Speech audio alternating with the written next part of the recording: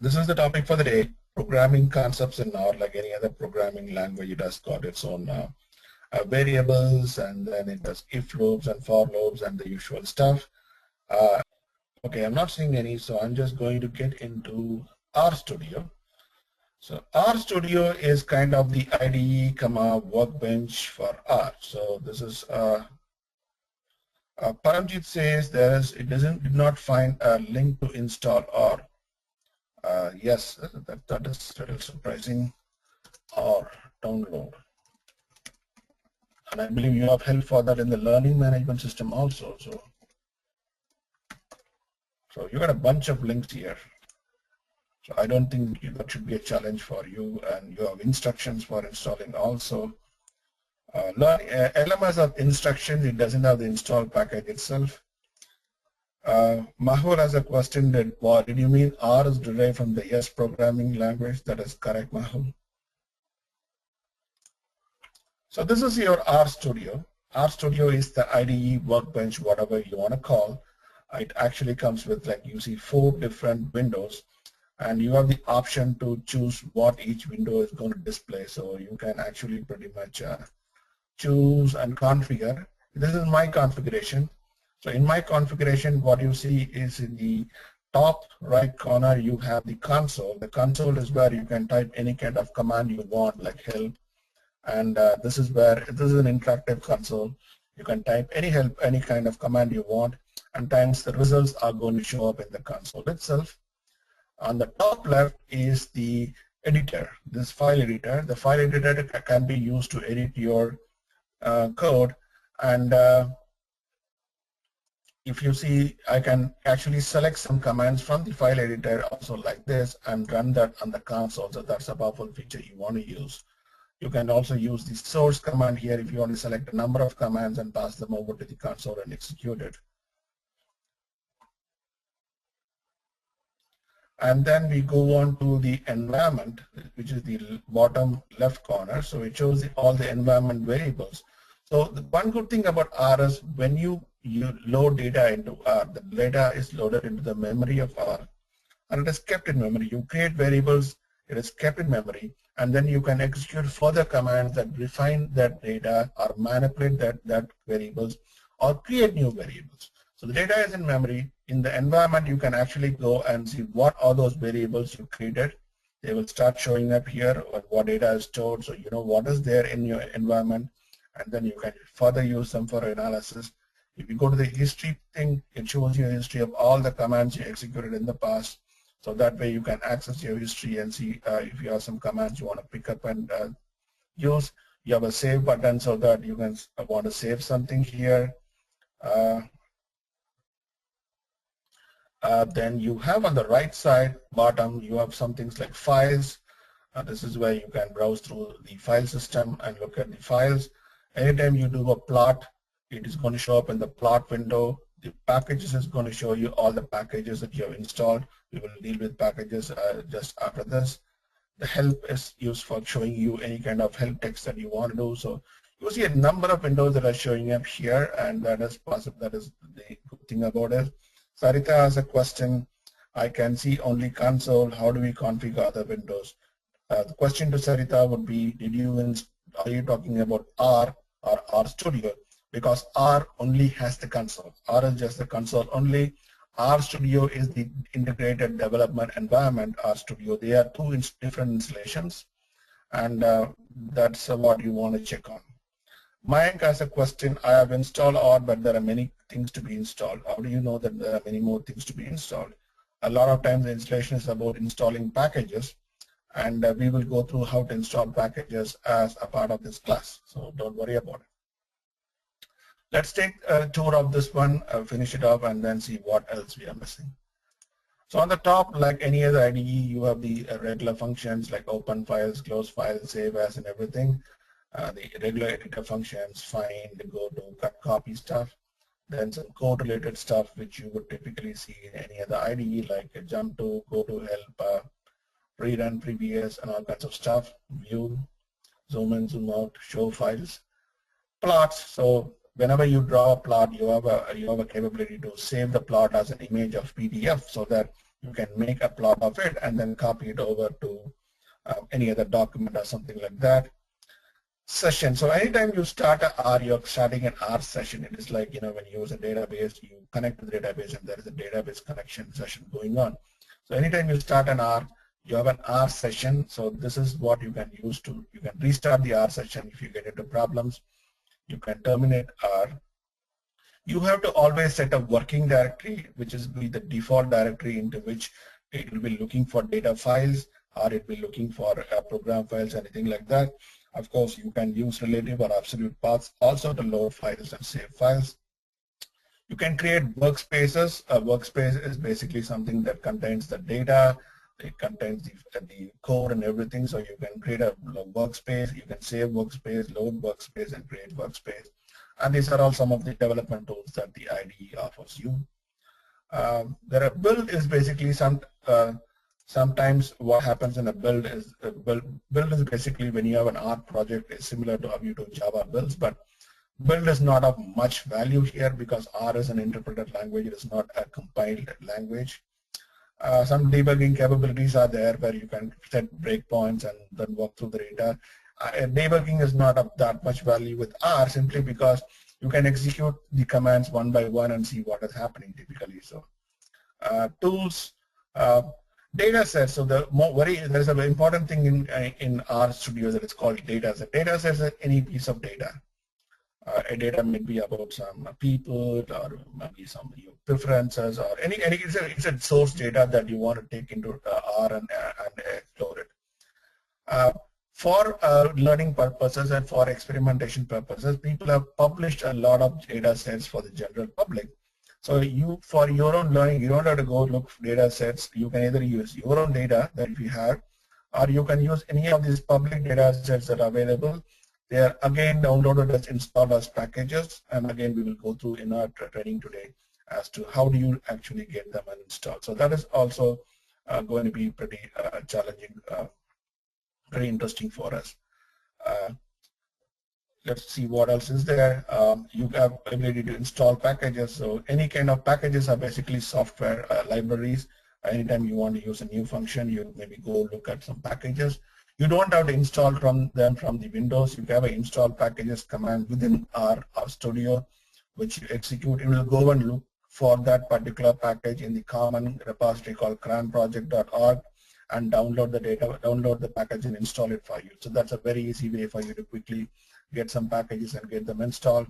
It can be configured to have version control also, and there's a bunch of global options that you can set for the.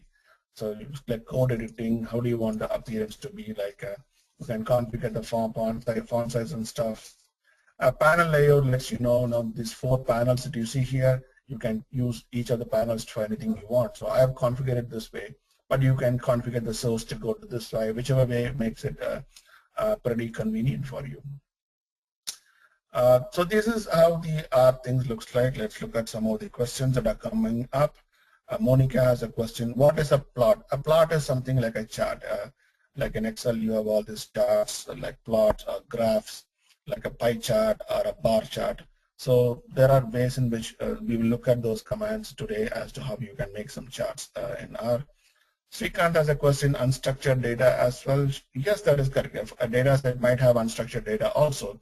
There are some data sets that come with Twitter feeds, for example, which you can get and analyze also. So there are a bunch of things available. You have to go and Google and explore, and you will see all of them coming up. Like you have R data sets, and then you see a bunch of them coming up. There is a data sets package in R which you install, gives you access to a number of data sets. So if you look at here, there is a bunch of data sets that are there which you can take and explore. So do it in your free time, but there is so much available on the web and on the internet for playing with R. So that is something that we will see. So what I have here is I have created an R file with a bunch of commands. The reason why I've done this is, rather than sitting and typing during the class or rather than making mistakes and stuff, I kind of laid out a script for myself as to what I'm going to go through. So I'm going to execute them one by one and explain to you what each one is all about. The first thing you always want to do is So Prashant has a question. I have an environment on the top right and console on the left. I think we just went through that one. In the tools global options, you would see the pane layout here. This is where you want to move around.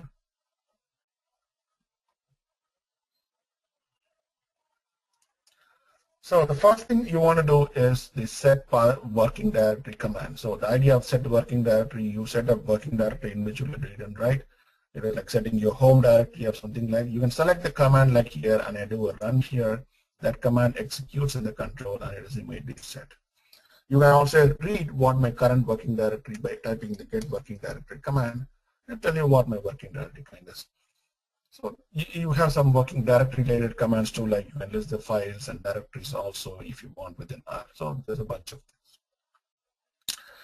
Let's get to the first basics of R, and that is what we call a variable. A variable in R, like in any other programming language, is a named memory location which stores some values. So here I have a variable called a_var, and these in symbol that you see, the less than and an hyphen is the assignment operator in R. We do not use, you can even use the equal to symbol, discouraged to, but less than equal to is the assignment symbol in R, and we are assigning a value of 2. Let's run this command and see what happens. We run the command. Here you see the command has run. There is a command prompt. You run it and it comes back. What you see here in the global environment is that now that variable is created in your environment, here it shows what value it has. It has a value of 2. Now this is kept for you in memory. What does it mean? That means that you can access this variable anytime. So I want to print the value of this variable. I can just type the name of the variable here, press enter, and it is going to show you 2. The one that is showing in the front, it is basically an index of the value. You will see why this index is more meaningful when we start looking at lists and vectors. But this is exactly how it is going to work. So you create a variable, it shows up in the memory, then you can look at the variable here, and you can do any kind of manipulation. Let's say I want to do a_var into 2 or 3 here, and then I see the result coming back, 6. So it's pretty straightforward how you want to use the variable. So if you assign this value to a variable, it is stored in memory. Otherwise, it just prints it out on the console. That's all it does, and then it's done. Now we create more variables. So R does not have a data type concept. Even though it supports data types, you don't declare the data types explicitly. It is implicit in the way you use it. So in this case, I have used 2 without any quotes around it. So there is a command called str, which is called the structure of a_var. It tells you what type of variable it is. When it says structure, the command is str of a_var, it says number, and the value is 2. So it automatically identifies what type it is based on what you're looking at. So structure of a_var is a number, and it has a value of 2. And this is a simple data type. There are also more complex object types, kind of data types, which you would see as we go on. Now comes the next one. I'm creating a character variable. The only difference between the earlier one and here is I'm using the double quotes to enclose characters. I believe, again, this is something you would have seen in other programming languages. Okay, now I create another variable. It shows up in the values. And I'm going to show now a structure of a car var. And it shows the character and as value hello. Now we do a third type, which is a Boolean. Boolean, of course, is either true or false. Again, I'm using false within quotes. So automatically it assumes that as a Boolean variable, and it creates one that is false. So these are the simple data types you have in R, pretty straightforward. Now once you have this, you can always convert them between different data types. Even though R has its own internal mechanism to identify what data type a given variable is, you can convert them also. So this is how you ask that character is a function to convert into any other variable into a character. So here you see it is when you do ask.character, it converts it, and it is printing the same 2. It prints with the quote. When it is printing something with the quote, it means that it is a string. Of course, the variable should be able to be convertible to this. The next one you see is ask.numeric a char var. You're trying to convert a character variable into a numeric variable and see what happens. it has a warning message. It gives you an NA, which is not applicable, which is basically an error saying that I am not able to convert a character to a numeric. Let's see what happens when you try to convert a Boolean to a numeric. It will come back with a 0. So Boolean is easy to convert. It will convert to either 0 or 1. So that is pretty straightforward. Any questions so far?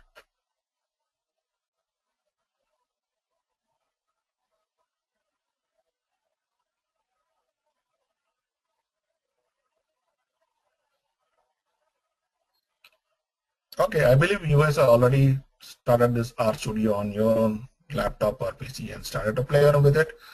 I would encourage that you guys listen to the presentation now so that you don't miss out on any of the details we are doing here. Okay, so moving on to the next and one of the very key concepts of R. Okay, Srikanth has a question, do we have link to RStudio? Again, just to RStudio. So RStudio has its own website called RStudio, I believe rstudio.com. And that is where you can go and download any RStudio and all the libraries associated with this. It's about everything that comes in here. There's RStudio here, so you can go to RStudio and download, and it's going to give you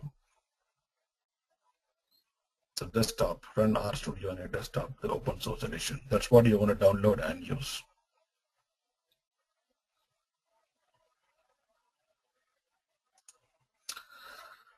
Okay, vector. Vector is a very important concept as R. A vector is a list of values of the same type. So a vector is a list. There are two concepts in R, a vector and a list. There are two, suppose both of them.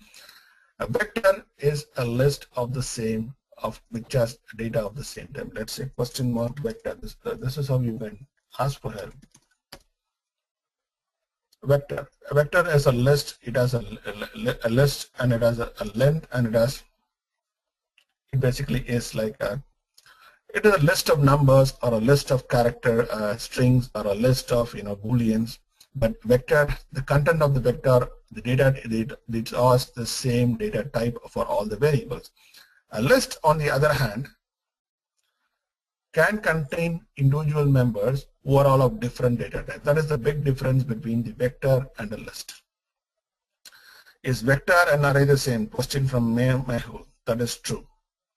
The only difference is a vector has data of the same type.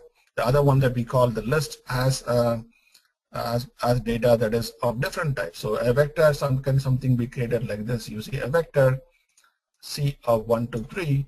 So 1, 2, 3 are the members of the vector. C is called the concatenation function. C of 1, 2, 3 concatenates this to a vector, and you create a vector and shows up as a vector. It's of data type number, which is 1 to 3. That has 3 members in it, and the values are 1, 2, and 3. Again, same way you can print the vector like saying a vector, and it says 1, 2, 3.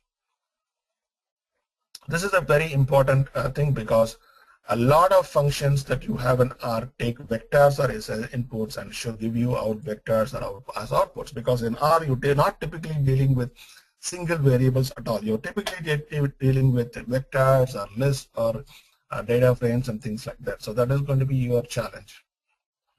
That is going to be your data type that you are going to be using more and more in your work. So the C is the concatenation operation. So you concatenate these individual numbers into a list or a vector and then assigns it to a given. You can also create a vector like this with this operator called a colon operator. 1 colon 10 100 is something that will automatically iterate from 1 to 100. So in any other programming language, you would do for I equal to 1 to 100, keep adding to the vector. But R is a lot more powerful in that sense. The moment you see 1 to 100, it automatically iterates for you. So let's create the same A vector. So here I'm also doing another thing, and reassigning something else to the vectors. You obviously see that that value is changed here. It's an integer of 1 to 100 with all the values. It goes from 1 to 100 here. So now I do it so I can go back to any of my previous commands in the console using the upper key the up arrow and down arrow keys. Now I go up using the up arrow key, I enter a vector, I see all the contents. What you see here is 1 and 2 is indicating what is the position it is trying to show. The vector is being printed first on the row and then on the second line and the third line. So when it says 1, it is starting from the first member of the vector, then 20 means it is the 20th member of the vector. So just telling you kind of an indexing the vector to show how it is being printed out. Anytime you want to access a member of a vector, you use like this, use the square brackets and say what member I want. So a vector of 4 is going to print the 4th member of the vector, and its value is 4. You can always also print a list or give it a pass it a list here of what numbers you want to see. So I'm saying 5:8. So print for me all numbers from 5 to 8 or 5, 6, 7, 8. So this is how you can pass and print for this and say run a vector 5, 6, 7, 8. You can call many functions using a vector. The simplest function I have is a sum function. It's a function in R, and it takes input as a vector and prints the sum of all the values within the vector. So I say sum of a vector, total sum is 5050.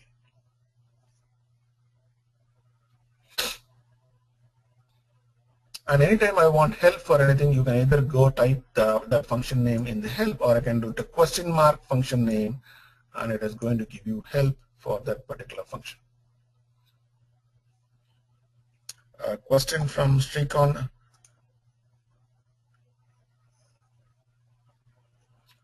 So question from Srikon is, we will refer only to 1 to 100 and not C of 1 to 3.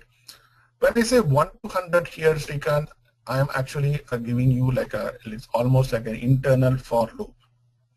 So see, so 1 to 100 will iterate and give you numbers 1 to 100. This particular thing which I have highlighted here. And that is then passed to the concatenate function, which works like the same way up here. So that it's pretty interesting, pretty powerful here that you can easily iterate. You don't have to sit and write a for loop every time you want something like this. That is what it is trying to do.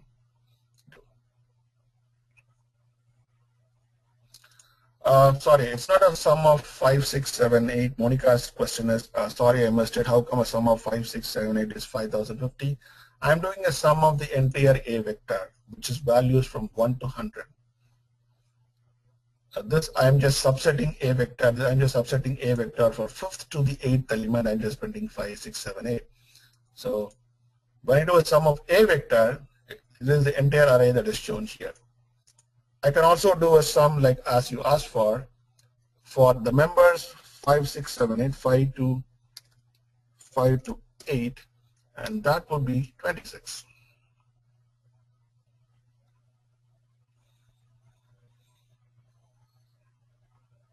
So any questions so far?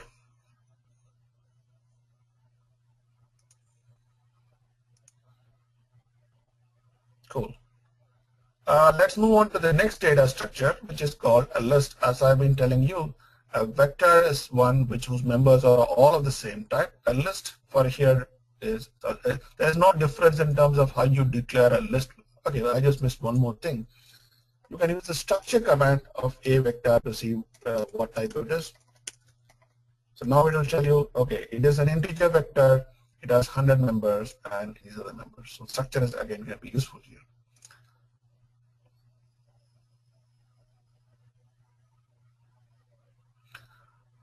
A list, as I said, is an array. I'm using the word array because a lot of you are familiar with it. An array of members who are all of different data types. I'm creating a member list called A list here. So immediately you see here that A list is being created. 3 members, 1:3. The first number, it says 1, 2, and 3. And then here you can see a list of 2. I'm looking at the second member of the list and say it prints out 2. And as start vector. So as start vector will try to convert a list into a vector and see what happens there. This is an interesting function that you have here is I'm trying to convert a list which has the different data types into a vector. When it does that, it converts every member of the list do the same data type in a vector. Obviously it has to do it, and it chooses the most common data type. So here what it does is it is converting every member of this list into a character, so that it creates a character vector of these values. See, everything is quoted in quotes. That means it has converted all these values into characters. So that's how you can convert between a list and a vector. I have a question from Srikanth, but I couldn't understand the word over, something like that. Sorry, Srikanth. Could you just look at that spelling?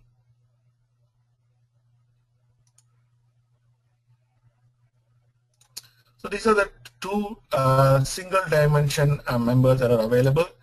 Now we go on to the meat of the problem, which is called a data frame. A data frame is used to represent a table. Okay, Srikanth's question is overwriting. He's asking this question whether when I create a variable called vector and then I use this, are you overwriting this variable? That is correct.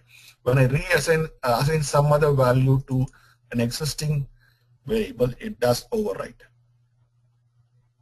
That is correct. Moving on to data frames.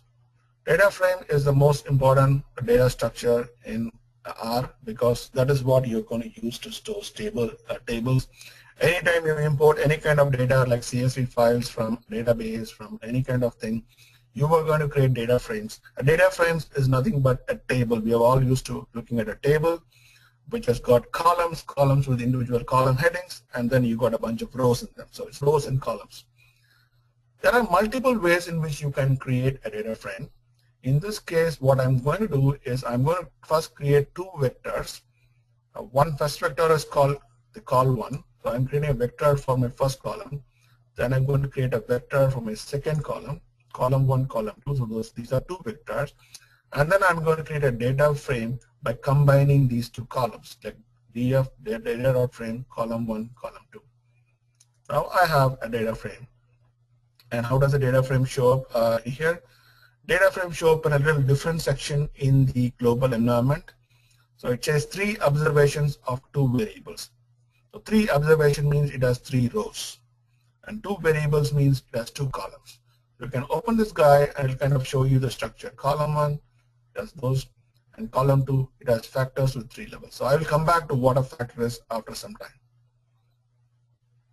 So once you create a data frame, you can print what a data frame is just by saying df, and you see a nice table being printed here.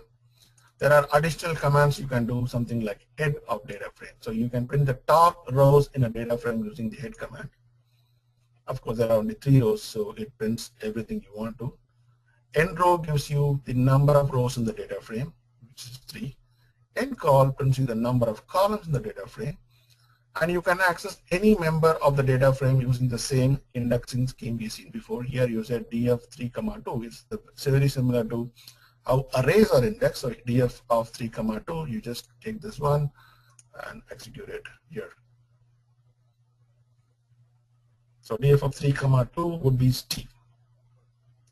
Again, it's printing levels, Joel, Mike, and Steve. That is because it's a factor. I will come back to what a factor is after some time.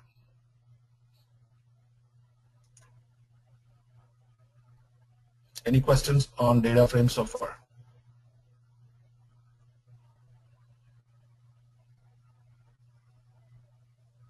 Okay, now we are going to start doing some complex stuff. And this is kind of the power of R. How do I merge 2 data frames? So I have a table 1, table 2, and I want to merge them by columns or by rows. Now this is going to be the challenge. First, I'm going to go into data frame. See, this is like a complex, I pass one function to another function to another function. So it's a little complicated code, but what I'm internally doing is, first I'm creating a vector 1 with values 0, 1, 2. Then I'm creating a vector 2 of values A and B, and combine both of them into a data frame called A.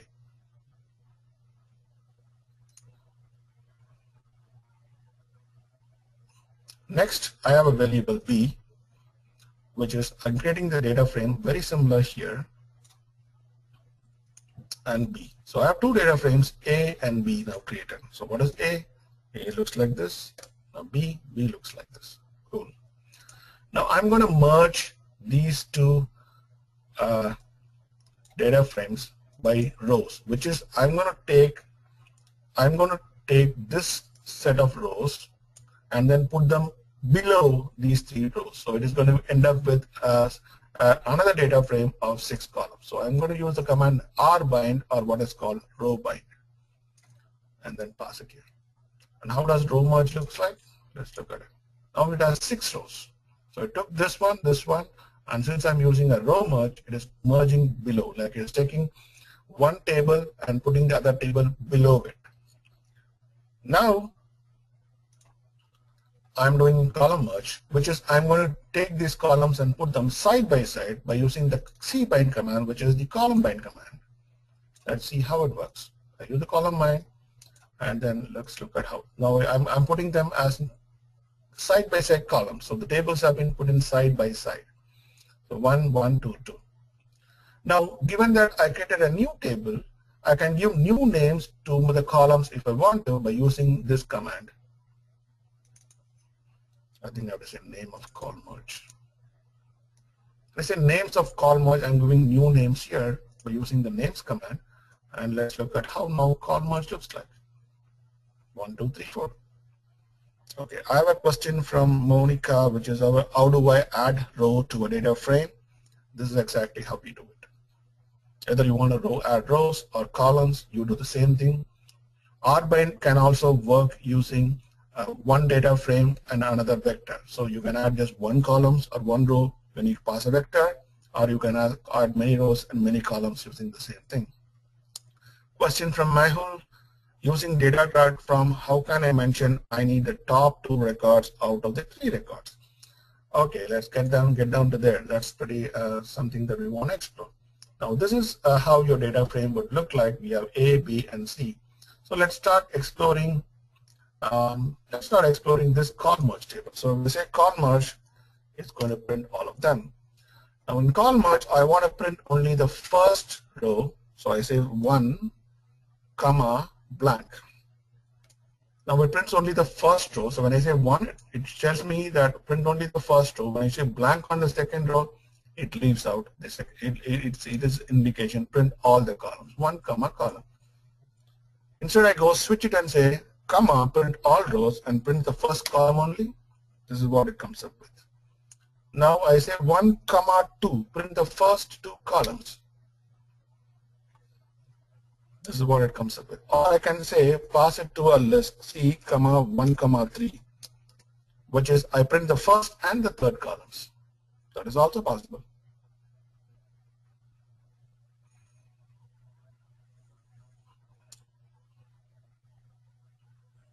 So you can manipulate this at all the kinds of ways that you want to.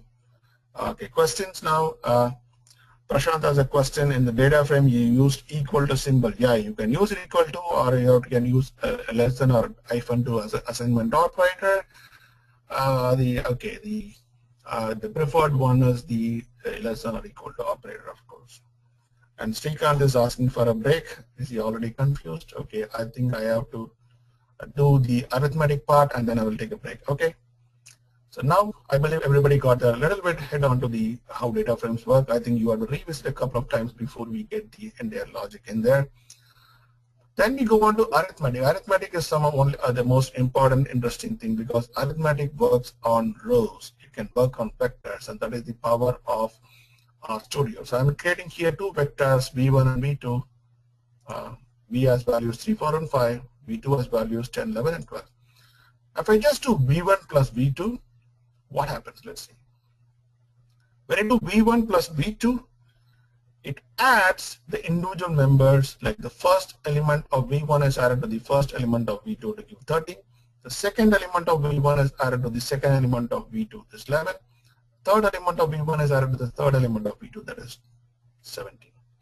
So it understands vectors, it understands data frames. Just by putting a plus, it goes and adds them one by one.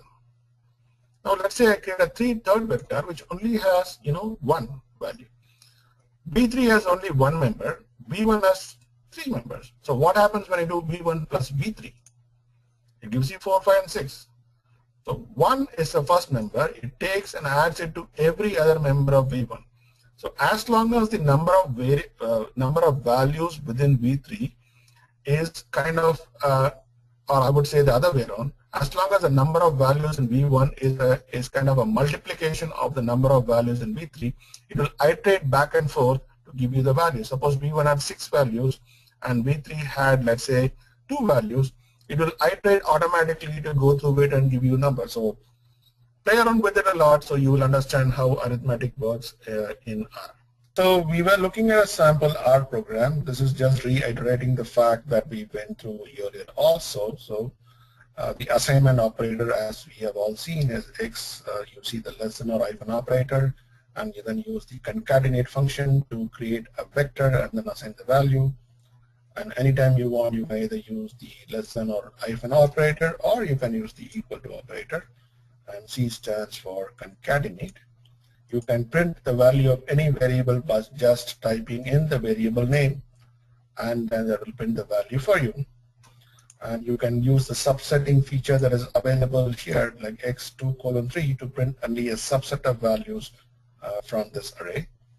And you can just print one value if you just give the only the array index like this too. So we have multiple ways in which you can play around with these arrays.